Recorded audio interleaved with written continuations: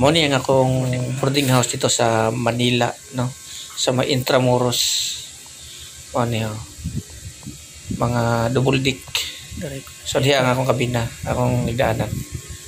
No.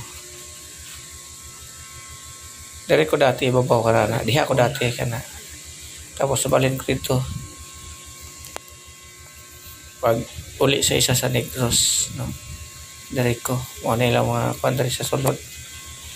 So there's gawas na ni mga iro. Ano mga iro there's gawas. Ang gagmay king iro. Mga chihuahua. Friendly ni kayo. Aray ka na may friendly ka ng puti o ka na ko ang ulo. Anay. Anahan kay ko ana. Anay o. Eh, Ano isa, anay klaro na. Dihan. Pero sulod na. Sulod na, tanawan eh, sulod na. Sulod na. Nakasulod na siya katulo. Katulo na to niya.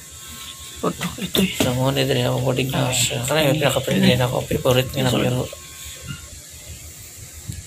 So, muna siya ni uli na ko. Kaya tungkol lagi na scam ko dito sa i-applyan ako no, na tanker ko nung na agency.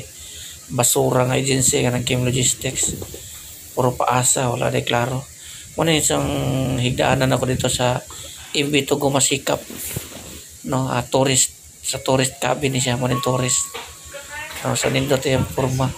So ako na siyang videohan kaya ako nang sundon sa malay mo sa boarding house mo. So napoy kung sirado. Okay kayo siya. Simple or simple rin kayo siya. Good for kung nang isa sa gamay na mga space. Kung isang tourist cabin sa Imbito Gumasikap. Parihan siya sa tourist cabin po sa Imbito Gumasigla.